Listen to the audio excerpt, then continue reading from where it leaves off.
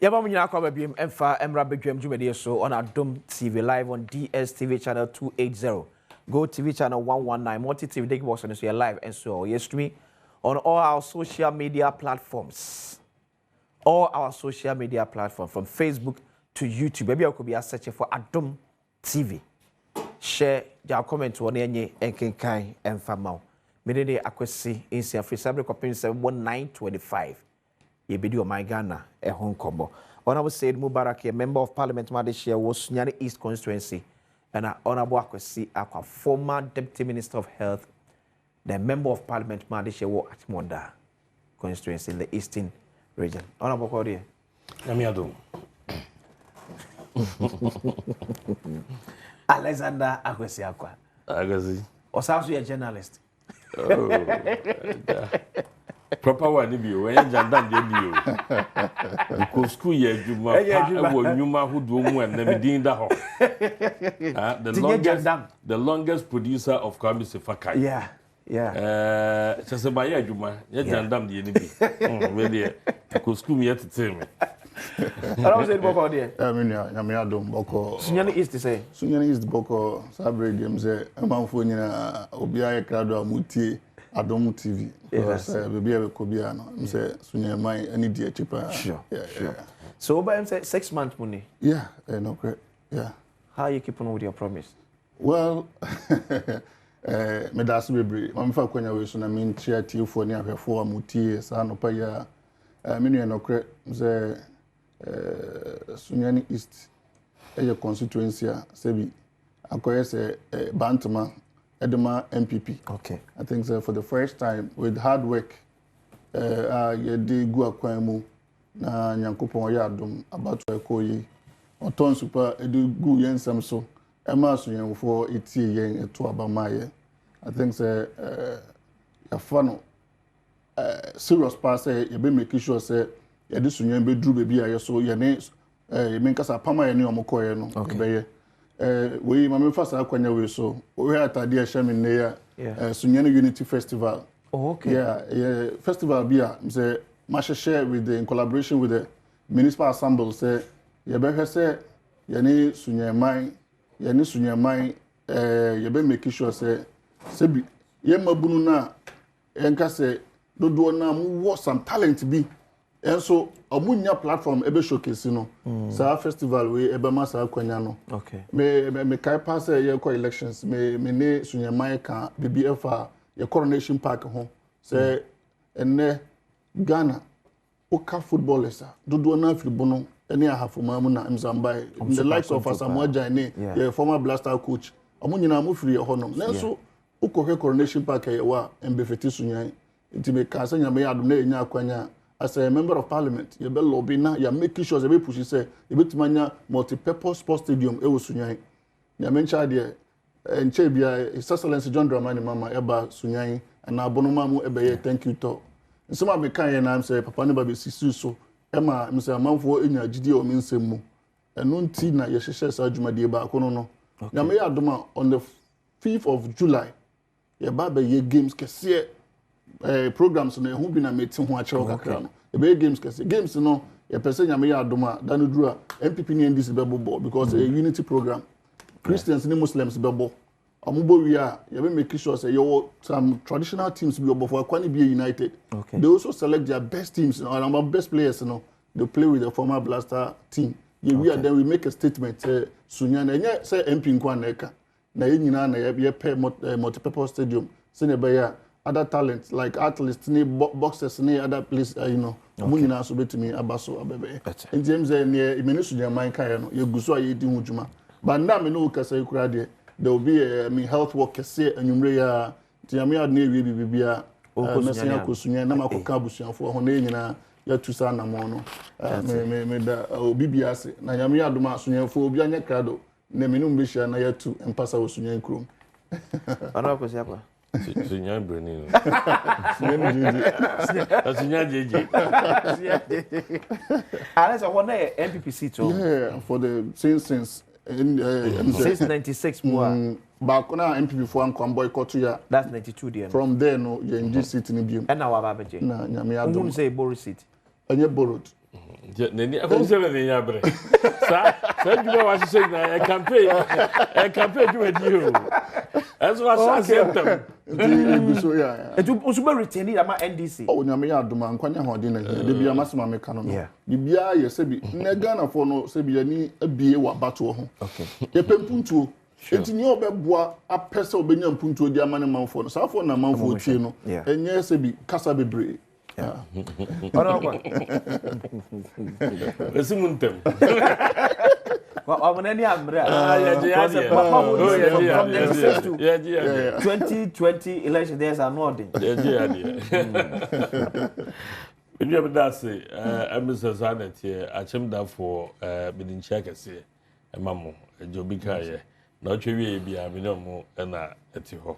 And your mere room, 2 hours near. Na what you be and make sure see any more. Well, could this I was so. Okay. I bring you no. You show my boss say, to me of the Ashay and Sano. You did not 2 minutes so. Eddie Bojuma, Eddie Ama Womo. Ye 2 women, Sabe, woman, Sabe Jamu, and Afe, and near my was say a share, and they call if you so, you go so, ara. Them saying any nana, you bet me, I am mana so be aso. That's a kakra. Obi ansa beka ne de na de hia kese ne se ye ma achim da edi no ehum mafi sabi bebie wo se ye kasem bia na aban ti enka na obi anso ti enka no ye be me ano edru hobi na afi ye hunu se ye so ye represent ye manfo. Hold on, Mr. We find free so. US for threat to ban Ghana as a result of overstaying. And a honky can work out. I was on say, oh, Casado. Baby, I only try to want to say, what day will productive years no.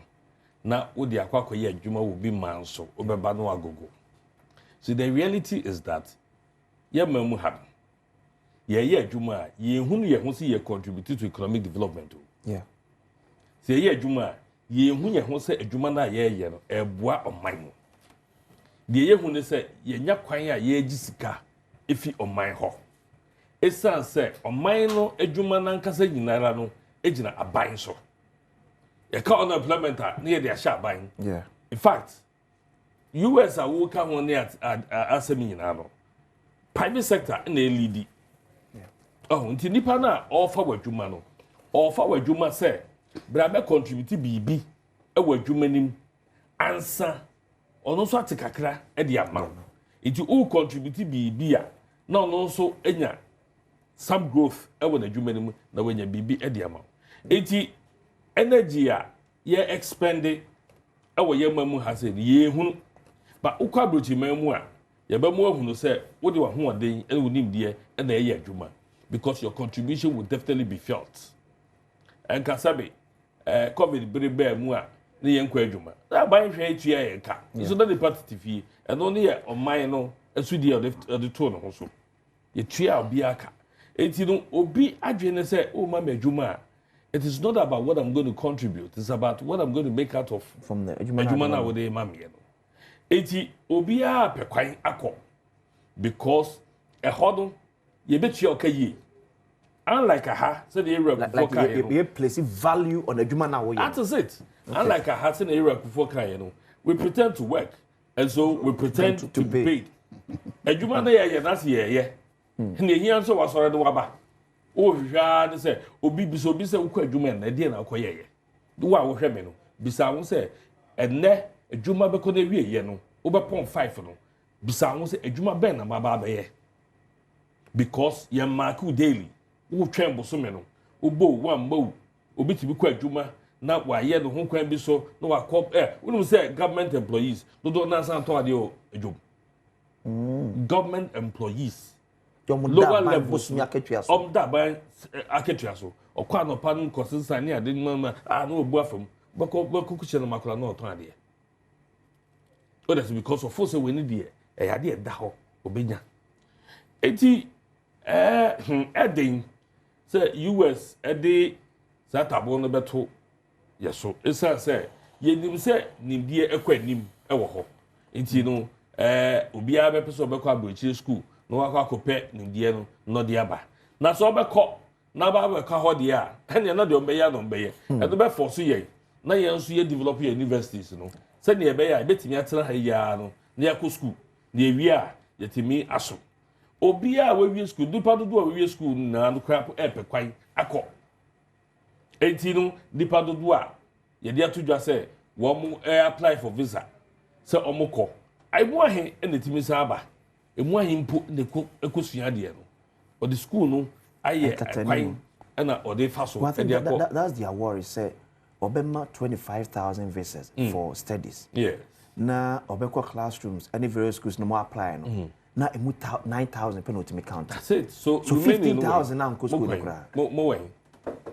ɛde yo ɛde bade nyinaa ne sɛ yɛn no mu a yɛama yɛtumi nso yɛhwɛ ɔman so yɛbu mmɔden a akyekyere nneɛma yie nneɛma yɛ ha ayɛ akɔnɔ sɛbe ɛfa adesua mu no mpo no nipa no ɛka na akɔbɔ so ɔte sɛ na ɛwɔ kai dodoɔ naa no ɛyɛ on scholarship sure nti ɔman no atua sika no sɛbe wo na watua sika because most of these schools no answer na ɛbɛma visa no isu atua fees so wo de sika atua visa fees deposit na okwa obakɔ sua de but aban ɛna wo na mu na wo ni aban nipa bi ni ade nti ama scholarship no wura mu a ɛmfa ho enso no aban agipinienti no we hear the school no ba baji and so the sad aspect with the scholarship no so you say when your scholarship no dey ekono onko school no but stipends na ka scholarship no obeje di obeje na no na ha adwene say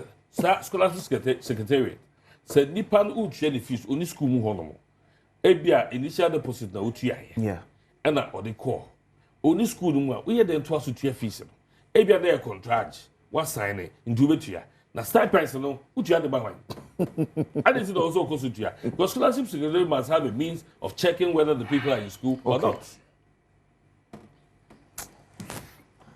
Honorable. Yeah. Well, that's some idea. I got question. So US visa. Who be able to me akasa? No, the woman say as a member of parliament, thought that it me could di adwumadi wɔ hɔ no. Obi say me senior over catch nti enye ho nko amanamane bebre na eya itimi enya de ko but asam no say Ghana sometimes ba akwantu ho asem a dodo na yemu dodo na nim say ho na ebetimi akọ na im say abrabo no atimi adi amaye but me so we different view on that. Okay, a more typical example, a country like Iran amoko sanction for 46 years. Meaning, out of that, who say they have to domesticate everything of their life. Like America sanction for 46 years. 46 years. Say my Iran ni be America. Not really. Even economic wise. Okay. Okay. What in America? Okay. I'm for more. I'm one because I'm more bread show monsa. Yeah. Meaning, I'm more developing. Yes, I sebi. Country ben a bit in America. Any of one no musa kasa more battle. But you won't American. I'm for more bread show monsa say. I'm telling you, Iran are developing. I've had the opportunity to be there about 2 months ago. Okay. Very serious. And now Adru said Ghana, Yanka say, was say, yes, I need to chill crew. Then they intimate. And now best sciences are more Ghana. I'm telling Ghanaians are part of them. But yeah, I need to be mamu. Yamra. Me any house will be kwama on your kokusuya de. But kokusuya de na no you want to oh befia babebo. Now, what do you for age? And it's high economic age. Now, you go for the Adom. What do you mean? Because now, we be mine so so mine. Time and about so mine. I be a no future near Ghana. Ghana, and American. I was seeing Yasa mean that ideology. No, near to me indoctrinating see who ye. And we say Ghana name. You never be a Kubian. Ghana near dia. So I want to share. Obi na be free man on your better Ghana na Mayana. Me how saying you because I'm more a man on it. But the fact of the matter is. America, enche ya mu aid ya mu kasa mu free hu. Yeah.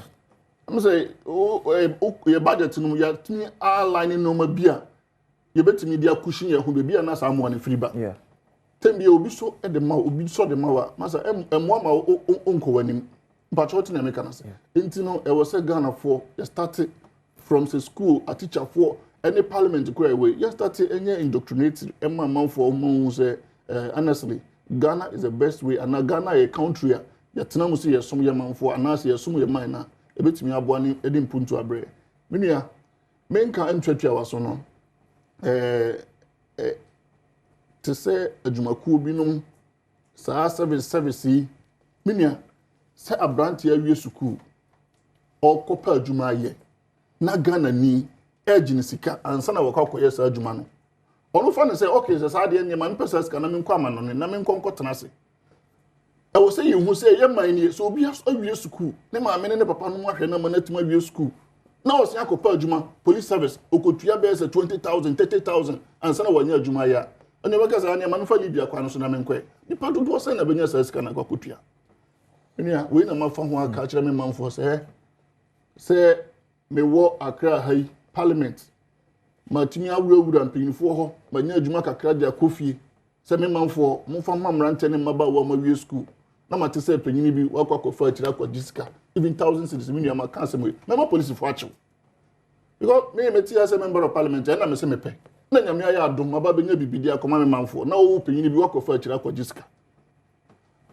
de na be manipa na ni age wo adwuma no kora wo kom ono so kwa obukwa kwateneka enna mama nka sesa anyoma yehu ni nyina yehu mini ayi ka say o say man panyin dada kofo o say ye pretend say ye adwuma nti sa na so be pretend nipa ye okwa adwuma yi ono sebi o me mo obidi akwa adwuma no ono nim say ntwabom bi wo be jiska no o jisa ska na e na de ba twema no konachi corruption ya ye kai enu a na eboa enti say me say Donald Trump or can be say or he at so me who say Ghana for was say for the 2 year so say emra so say say nyoma ayeye eno na ebebo ma Ghana me say mpuntu aba na nyina so ye ho atoye ono kwesi akwa when it comes to the private sector development I don't know read this report by the late Dr. John Kuma, a former deputy finance minister, said about 75% of SMEs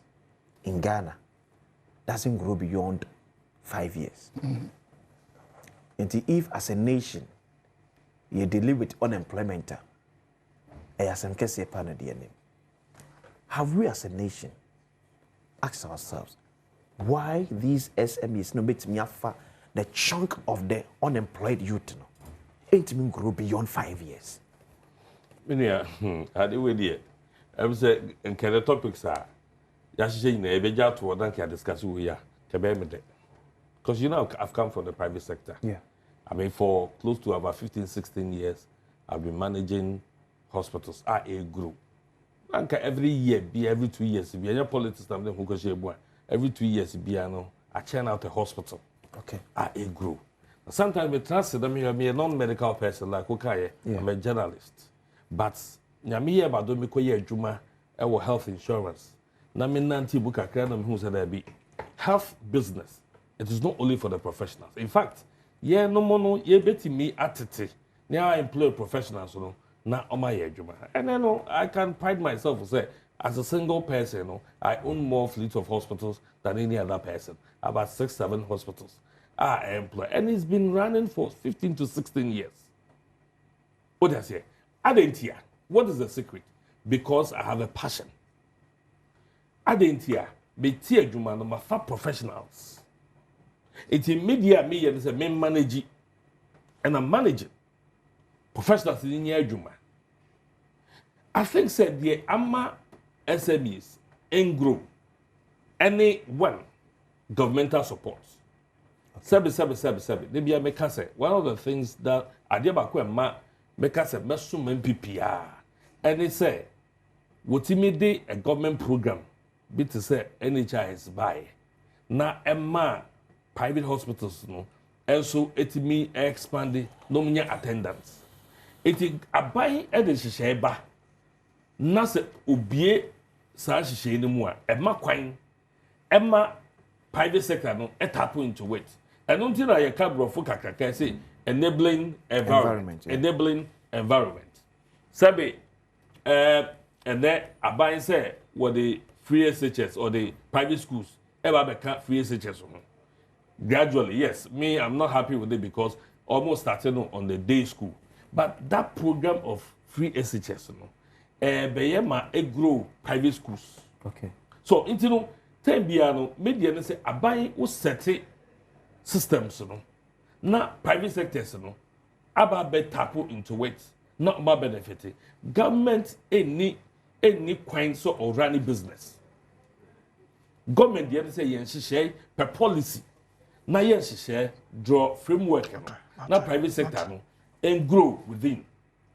So I say, you know, that is maybe the medium ones and the large ones. But as a nation, do we have a deliberate plan that we call a Ghana plan to grow the private sector?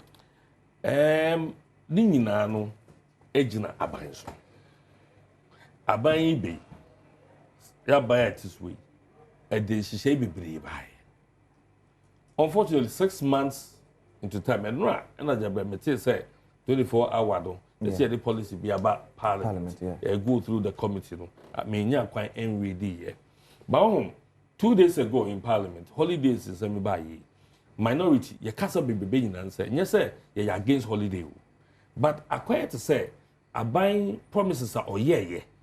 A beboa na a boost to economic development. Na ama productivity no. And no or to na say. Okay. Because holiday there, holiday. What I say? A holiday. Meaning is under certificate of agency. Yeah, the holiday, but banner approval no gidi near the Ebasa. People see us not to be a serious nation. That was our contention. Whilst there are a lot of productivity policies, but they share. My manifesto, my maybe be dim with Chitu Abama Mono, and no, actually, a buying any who choir offer so at the back. So for me, government has to set the tone. A buying the was or yen say, a buying the was a nim. If you show the way, now who created that enabling environment and why the private sector gets into it. You are buying mono, GE near friend NBSSI. Yeah.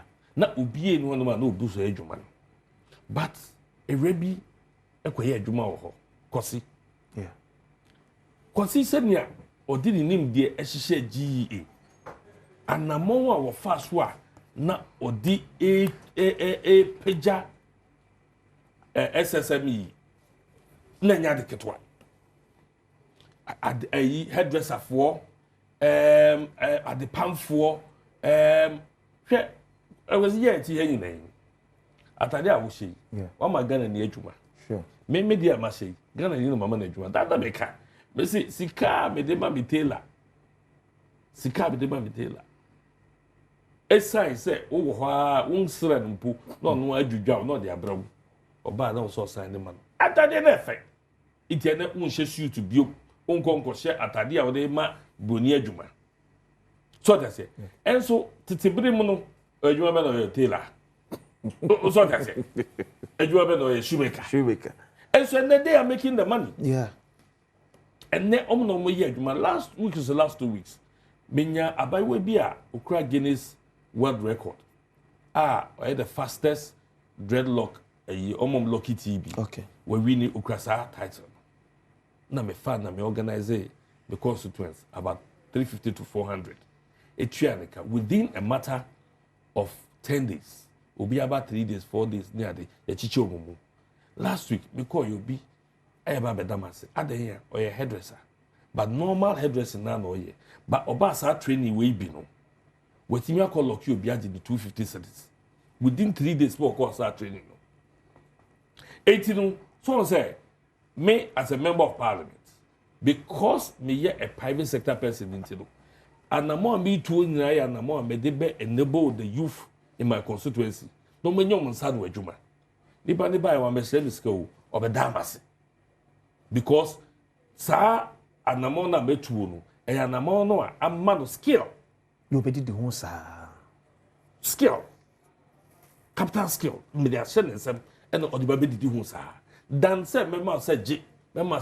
Me dey kakra me ye no no. Eti be se ni na agina ban so. Aban ho beto no a onhwehwe private sector na on push investment into them na yenji business kura enfi politics ho And yes, I may be develop me crop wa omudi mechi. Nemum obia the near thing I them said there be akwa juma oyi. Juma ye shenechia ye beboa no manabo amanfo. So that's it. Okay. We need that framework. I beka say ye the develop private sector. Na aban enyai say or intervene say me to say president to say sanitary pad program ya abe ye manufacture ha. Good initiative. Because a buy and ye kan say sika ye twa to say ye de kwakoye sa sanitary pad. Say sika na ye de ase budget no. E betimi si about 20 plants. I'll be the sanitary pad. Okay. Ebema juma. Ebe sa ati ye dollar ayi ahode no so because on says can if ya enfa nko kramba. So government programs nyina no must be intertwined with the private sector. Okay. So the private because government is the biggest spender. Yeah. About budget no and e kakra. America money adi na ye dwane akwa ye di hu nkoma yakfa nkoma we na be na no. Abai no e so private sector. Abai no so private sector. But Mosca for dofuo be via me ankasa magye na me supply at the man ye 1D1 FEI chassis. You know, these are interventions are about the private sector no enya baby agina so that Abai ho better no. Okay. Ora tell me about so na extra me show 1000 cedis and pay nt dial star 281 hash. Star 281 hash secures can select option 4.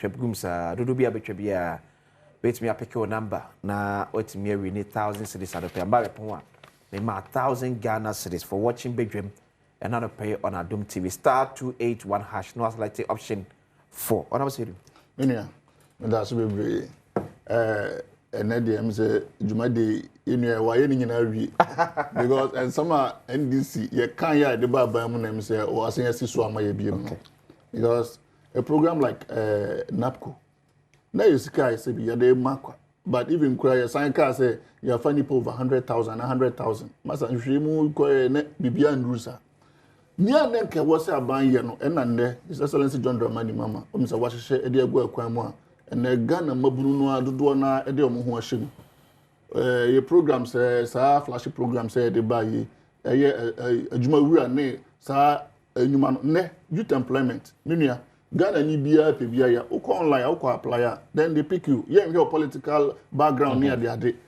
sa adwuma wura programming I mean more example back menua okay His Excellency John Dramani Mama dana ye inauguration no Blaster Square ho no o watade na ehye no Ghana ni na pamo yo amfiri ba bia ne mpabo no Ghana ni na ye safo no na se bi ye shomu kutupa ana ye shomu dia o metimi abo ma Ghana economy na agina yie de bia me kama sem bi se as an entrepreneur o wa be start adwuma na wo start no se bia asam kan emu kwa na opeso oton mpo a o ye mo na bo ne waja ma obi no kwakoya de foforo adwuma ne ntimi ngina opeso wo ye adwuma ma ne gina yie a after say wanya government support no awie no wan kasa fa okra ne wo ho de nyina hye adwuma no mu mecha adwuma na for 2 years adwuma na begina am say you all kasa ne hospitals no kakra develop but yes say wo start adwuma na o de amabinum na ni enko ho kasa brinka adwuma na gu because nipa na o ye adwuma no wa fa mo say o de obo mo say bia o mo so menya kakra no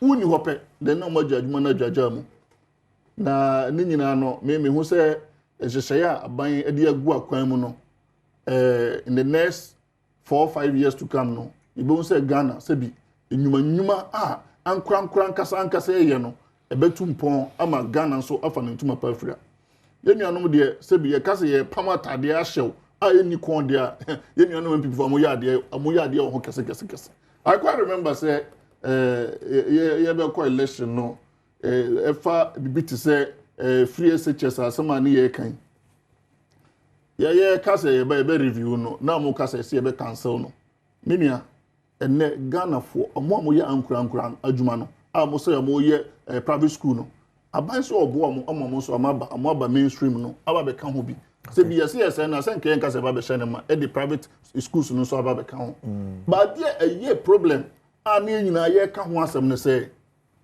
e wo senka aban no o hye ase with the day school for no kwa Now one person call board na watua. Until say the private school for no eba with the private what do you call it? Day one not there. I think say aban no or share ankura or share modern or na or share mun kran am mo ya adwuma. Ah men ka say ya ye ka say aban or so ankura mo no or ye. Enu firi won so a ye promise say ye be review no. I think say Ghanaians at no so say from that point of view. But we are not done with that revision now ye say about no. Okay. But currently I know say Ghana for at ya ban ya say ampa ye crowd say person so ankura mu say ne be ya ye dwumadi ebetimi akonkan. Enu firi ho no ma ye wura kusitano em say oba parliament edin krata ebeto ho say ne be ya with the 24-hour economy no parliament betimi pass sa bill no say ne be ya ye betimi aso ankura mu. Nkrata na ode buy no nseme wo mu no ebi ni say I think say Ghana ye ade say bibiti say koko ye be kwa kodo na ya hata ya wie bibia na agan abanya export no nyina de kwa ma no ni e pese ye de value chain added value efficiency ye de value e ka ho bi ye added value to anything that we are doing in Ghana here. That is what the 24-hour economy is going to place on much. With this it will create a lot of employment because ye added value no Ghanaians na be nipa na be ye.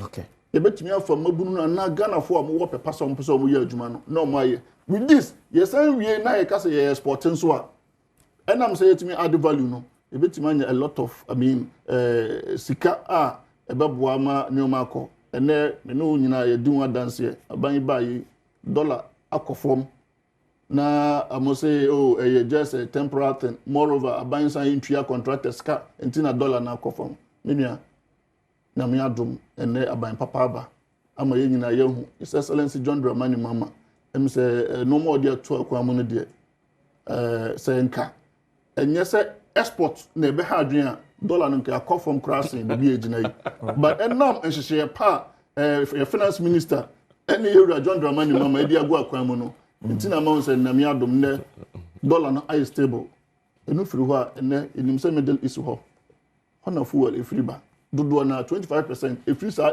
Iranian Gulf no on efiri ba ama block kwan no enam hihye pa ban na yenti minia na no yenua temakuru obeka kire say Ghana se no ma gina say kura na hwe ama meka ho 2 months betimi anya fuel la betimi dia ma Ghana fo enka yenua no na daso wa ban mu asabre nka ne omo ka kire nyina ne so Iran Israel war na ho levy asia ba beka ho na nia Ghana aban afato no ho so se obehwe ama nkran em se ye ho atoye no na no afiri ho nti ye beda wura John Dramani Mama se ene economic team no ye beda mo nyina se em se nhyehyɛ de agu akwa mo no de Ghana fo ye ho be hinhan ye ama adwumayefo ankran mo ye mo adwuma so no bibia be kama mo and so the 24-hour economy it's 24-hour economy number TSC the PURC. Oh, very good. Utility tariff increment 2.5%. I'm say that man not music challenge there.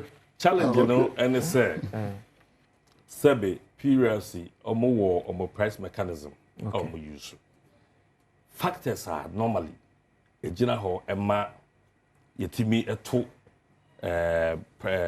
utilities mu. Yeah. Inflation eka ho. Okay. Exchange rate eka ho. Yeah. Oil price eka to need electricity. Send you okay. And then Sunday may no stable. Okay. It is too much. Sunday may no stable. Ye tum akọ. Hwɛ ɔman ye nyina na ewom. Be say dollar e ba form kakra. Ye mu bi a wo say ye adwuma bi ye sike bi dada ye yi ni aye ntentem. Okay. Because I am passing above form. Okay. But you see the sustainability any here. Or say exporting tea. Ye ma dollar den ko form. That the president can answer me. Okay, me fare kakra. Ghana, and your man here export. Ye export. Yeah, me say upka say Ghana, and ma say upka say Ghanaian businesses near mahini export here, not say in general as a country, and near mahini export because the exportation, no, the private sector doesn't account be. Let me make it say. Okay. Traditional exports. Okay. And non-chain. Yeah. Be can also or can say exporters in tea. Okay, yeah. Oh, that's it. Yeah. And I make say Usha significantly, no. Okay. Rule do saying no momo play. It's the emphasis say we traditional export in the framework. That's it. That's our gold, oil, timber, and the rest of it. That's it. Okay.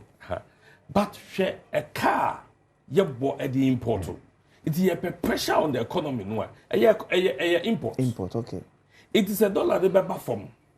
The dollar no a beba form. Pa to an extent say we may not have to suffer the pressure of importer. Exporters in import a beba because they may not have to export to other countries because it becomes now easier for us to even consume whatever we are consuming here. Yeah, top and near my important near my view. Okay. So that's here. It is okay say wow, Obama so so man I do 10 to 12 hours. Now when need you know correct. It's also but it's also not a realistic thing. And it be a company can because they on my Ghana so as part of our traditional export when it comes to oil, your percentage in our oil sales anymore. It is $1 never bedrew maybe 8 cedis to $1. It one or the other also affect government purse. Minia, your problem is when you nara and imports. Umemuha. Any effects. Okay. Your problem no hey, your analysis if catch us say we are dependent on that. It is a ultimate demand and supply of dollar. That play no equal free flow. Okay. Now one so mu artificially. Now jano. Now be for. Me and us when near bedroom say I didn't artificial. Oh minia.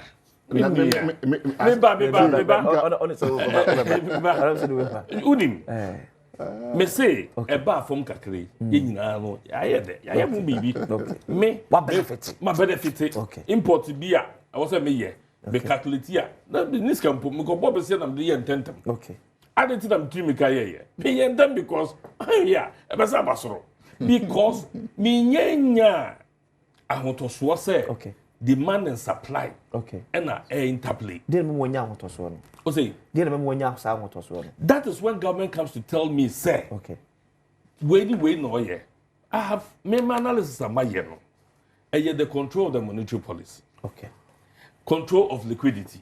Sabro fuka kaka yake. Kwezi so tia Me say. controlling liquidity there. Ya masika ne mass system nim no manya bia kwa $1 dollar. Ya carry bro for economics won't be ase a now so aban ye bibi. It never boaba from the skin where they talk. That is it. And yaman kwa ahin na aba from guta e wo issues. Adentia because be omo mo ton ade no. Enye say what sorry anu nya the capital koton wade keko. Ye wo economics ye wo nkofo ma ku school mo ton mo didwa. It omo so nti ase. It on timi nka say enne no o tene niam so ntentem. Inside dollar na aba from ti. It o hia ye say ye for so say monti so. Eye den na aban se dollar na aba from a enema aban e charge nyina no. Aban ni kan entity so answer. Aban tete ne die so. Yes. Aban rate be do ate so. Aban edwadi aban so digwa aban wo services be render here and there. Adenti na aban ni kan entity sa ni ma do so. Ti aban ne ma be na ka hwe no se ko tete so. Oh, and I'm say aban e wo fees and charges. Okay. Woje. Okay. Ya set it. It is a economy no ejina brand so ma dollar no ya che no ne de keke ka ho ne ade a. Enka aban famra parliament nka say fees and charges here brand no ye tumuo no. Okay. And then ye tiso. Na aye good example. Ama ye nyina so obi anso ntene de so. Aban ntimi nya ye. Aban ntene de so. Ontene de so. What say private for no nkote so. Aban beto nkane abo. Wa bet wasaba betu. Afie we betu mu yi the second time. Ukaboma close to about 17% to say. Yeah. What you say? Enti no, eno na ebisa say na PRC no adan se dollar na kofuma nye private sector nko na benefit. Aban so benefit. That's it. To obi antete de so. Obi antete odi ka to de so. Okay. Me say fees and charges are official. DVLA charges above because of dollar. That is it. Now we matiso, we matiso. Yeah, aban fees and charges on Gigi o baby bebre. Official abode parliament ya approve. Fabra parliament can say, it's say the stability abenti no. Yeah, tete so. No be also and your buy what we say Muse. I didn't be about for a bejina. It's in our note to tell you so. I'm saying Minia. I was saying I'm a brand new deacon, a casa ampa in this year buying. Ya dear. I don't know a party of funeral. Not in a number dear. What benefits? Into on council superior. What benefits? Casa are buying a year, I buy papa. Every year. What benefit? Minia.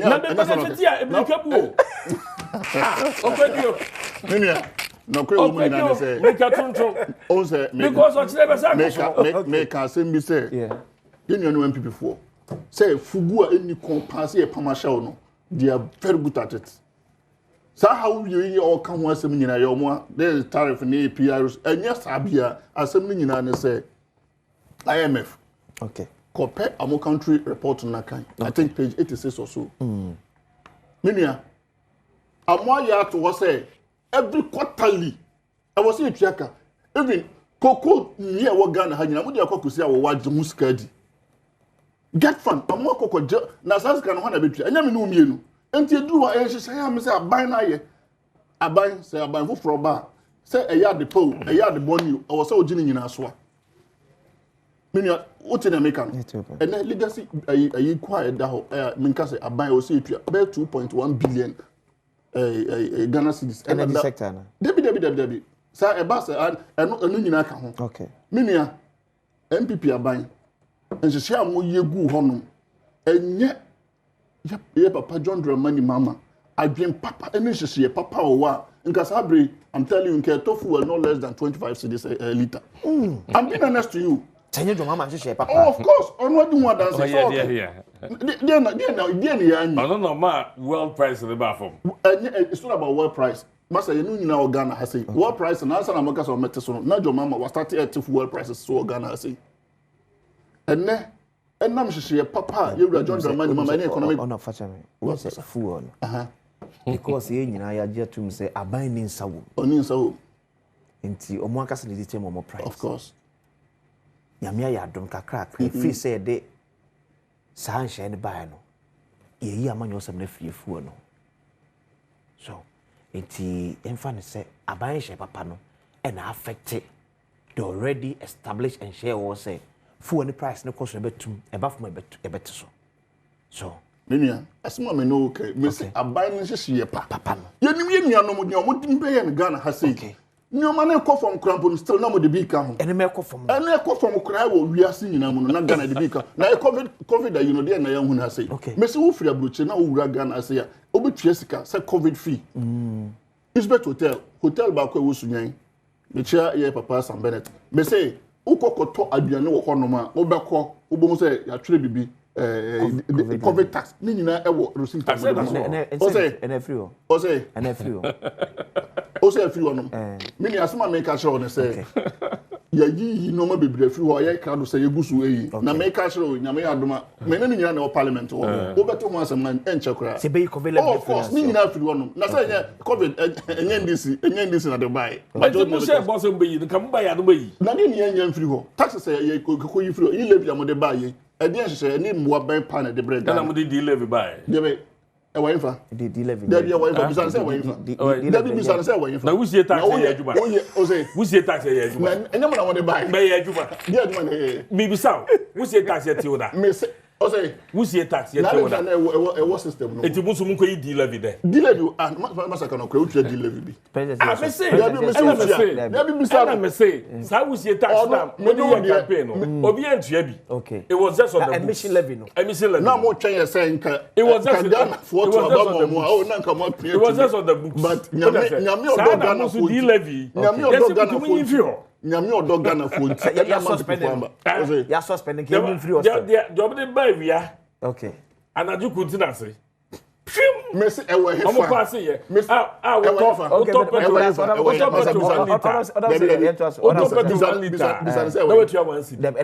betua be nya start na 4.5 what is wrong with it it mean if you way na make ewe hefa ewe system no Mamen can show me on a more serious note. MPP for buy. Okay. This almost energy sector. No, DM pan am the boa Ghana. Okay. DM pan. Even 1 kilowatt of power from one man young one.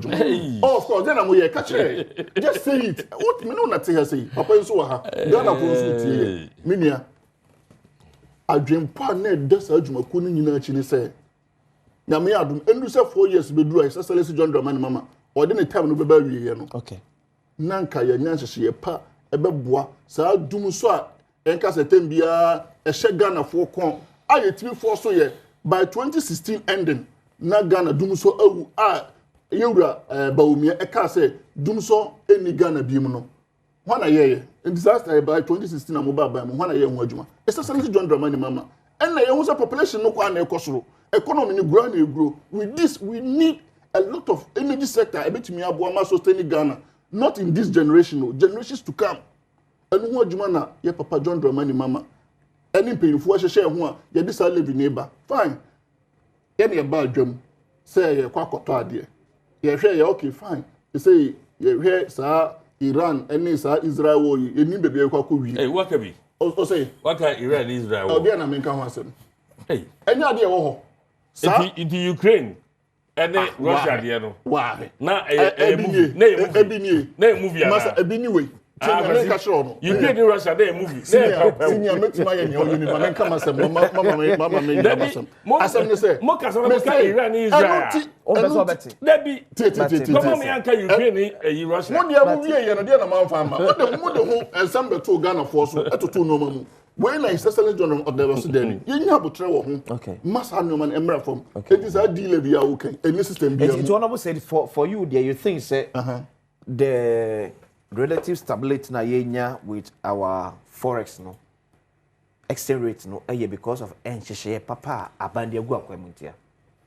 Ade amonti manya baako. Okay. I say John Dramani mama ebe ye. Hwe galamsey na tiete say wo Ghana ha say. Hey. Yes, say like the forest.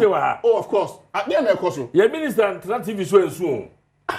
When I tell say yeah, don't mind no, yeah, can say best solve problems. Why are you frustrated? Because of my frustration. I am there, man. Eh, me say, and nam say, you don't mind no, until I walk us away no. Then I Jesus Christ anya. Jesus Christ.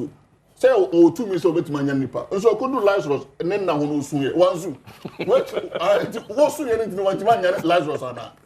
Osun ye want man. Minister Sukro be dey solve problem. Me say what solve problem. I was Yesu. Ah, what Yesu board minister. Ah, you can tell me say Yesu so osun ye na. Yesu ni one minister no solve problem. Enti a Christopher nyine suan. Da. Dabi enti a Christopher nyine suan. Asofofo and paibo mo ma Ghana fo no enti amu suan. No. Asama wo ka no mo nsem na me de kira o say Yesu Kristo ekura sun Bible. Oh, Lazarus. Osu no no osu bi no say. Osu no onyare no. Enti fa na papa. Osu. Problem. So wo ka mo asem de obesolve no. Say Yesu osu. Atima nyane fo no. So ma ade papa fa dia. Eni osu bu a osu a obenya Lazarus. Ono so besolve Ghana problems no. What am say do? Me da Minia, Master American say, see, and now she say, Paya, the gold board. Yeah. You're starting your paper his car at me, Eddie and Yamagana. And the Chinese phone, your mom, if you do on every site on. Eddie and Amoye. Near the tea and any who you say, and she say, now, my and say, I'm your Munkobio, and society no. Ghana Fue, Monsore, Muntina Miso, Muntina Moyam say, Yantini now Ghana. You gold added to 2. The minimum substation was a infa. Nini na ko so Ghana ha say. Sabi, ye hwe amasa no ma born in Ghana ha. Okay. Oh, ka say minister Ababesu. Minister so ye no, I'm telling you, he's ready and he's going to solve the problem of galamsey in Ghana. Of course, because even Jesus Christ wept. And but he rose Lazarus from death. And you know say, let me kofi boa osuya. Me catch say, ye best solve galamsey problem of Ghana ha say. Oh, make us back. Galamsey ba ya ni e kai minia na e bi ni achim da ene ko achim ba bini is still raging me constituency me say me call achim kromba biso me I'm telling you behind the chief palace omo tu Galamsey on me say nya achim oda on ba bi okay me say entino say ono o ka say o say dey na o ka me say Galamsey ba ya de ka ho asem ni na no o bo Galamsey na won timi mu achim da ndi ne bi ni ho Achimda. Go check records. Okay. And I was proud of it. And I could have Achimda. Then as a member of parliament, now so what you want to cost what? And they said, "You want man for any you? Only one in a year." As a member of parliament, yes. I'm Baba when I'm come for someone. Oh, I also meaning in a back okay, yeah, to be back. Now you're minister. Say one more coin, I'm a man for. One more license, someone going to say what constituency. You bet one number. And this is about power, yes. And I galam say I start Senior. And I said it all over. Yeah, make an say. Yeah, make an say. And no kekeno. And Mammy Huno say, Galamsey fight is yet to be over. Despite the cry. That's a cry, dear. Maybe say cry, no. You're a mabwa. I make a once more. Yeah, because Menna Jumada, I trade committee, not a ranking member. Yeah. So I got that close to him. That means who should be one. Oh, yes, because. Means that near it. Yes, also show them.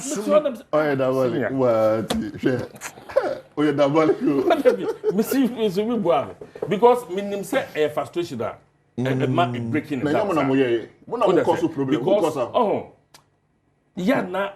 politics, yeah, na the car head. I met your talents in this my year. Start 281 ash. Select option 40. But one every day. 5, 4, 3, 2, 1. Number bay and every day young call 0596 227 star 0596 227 star. Nepal we know 1,000 Ghana cedis at pay on bedroom tea. Better as many na menu wakasana. Watch say, your chairman for his camp business. Why? Yes, we have private sector. No. So on I would say, Abai Papa. Ghana continues to be the hope. Of course. And he's continue the hope of, the Ghana and so the about Bemu, be created by Manco for Yabia. On my moment, you know, baby, you mean Ed. No. Oh no. What's he hope? He has been unfair. What's he hope? What's he hope? Ebini Adenta Deputy Women's Organizer, Nikuaya, yeah, find the Maritime Authority. Massa. Adenta. Bayan could be for Adenta Women's Organizer, Deputy Women's Organizer. Emma Party. NDC. Yeah, Bem, yeah, funny Payam Party for the Yahan Pose, Yahan Party Bag, a follow. Ghana Maritime Authority. Nano Yura could you adversary. And to reduce to say, a dear Yen Japan. Say ye branch in na Nigeria Deputy Women Organizer, more manager. Ni kunso ko baka kakra mu yi amanfo dia, mo yi bibia ka ho. When you say Bank of Ghana yi omedi. And then na me catch us omu yi omedi na Atamas what facilitate. Na omo yi omo. Omo yi omo. Nipa 100. I just say fa no ye Professor Johnny Vasatamis. Ye fa no ye brim. And so Jamia do ye say return. Ya reverse. No ma koso no ho. Say this ye kase ye kan. Ghana for be kase. Oh okay, ye political witch hunting. I'm telling you, koke ho come nchiro baby, koke ho kohe. Baby ye nsam. Kohe baby ne si oye no ho. Oye dey. Me se ni oye no ho. Oye dey. Minia obi wo SS certificate. Obeko no oye or head sector and na department e wo ho no. Otimi gi be 25,000 a month. Na get work go. Mama SHS Liba, I will give her any department. Me say, 25,000 Ghana cedis. Under Maxo Kofijuma. Me say, asoma make a choice. Say, asoma make a team. Masemi. Okay. Okay. I'm going to sapre ko no man ko tonsa na man lebo. Na dentin ansa pan san Ghana I say. This is a serious allegation. Me na make a serious allegation. Me say you can take it on. You're a journalist. Say you work under a Maxo Kofijuma. Na ni o ya no. Okoka sapre ko no akotonsa no de give work label atar ho. Oh, that be. Me nia, me say me catch no. O say me say me tumira na ma me tumira me ma obi ni me kire osie na me tufiri so no. Na ma say ma obi adi. Ye ni mo hwe de Maxo Kofijuma. Me nia. Sunyane East End. What's Asamoah no hye no. E na wo twu ho fi. Na wo twu me ma catch me say kona ko ye hwehwe. Asema no de hu. Me say me nia niam e course no. Ye mpese e be ka ho ase. Enti o kasa mo ye obi adia. ɛyɛ ne makoma ne yɛ me ya nyoma nkrofo wo ya no enche Ghana for better ho asem so because we are not going to let ye ne saa de ne no mo ye na efua so agosi me say omo ye no ma kire fo so nyoma fo so wo mu no me say ko fiduma oko cars gihok best 6 wo fa ni na kogu ni fie enne masa nyoma akoso no me say ye kasa ye kan waso me din dia kwasinsia me na mo si ma po wa nyame adma Monday ye be say de she odo wakwa me an kan next 17 no ye wie next for so be san construct bi mo mo nyanko ha mo nyanko o ma kwa na mo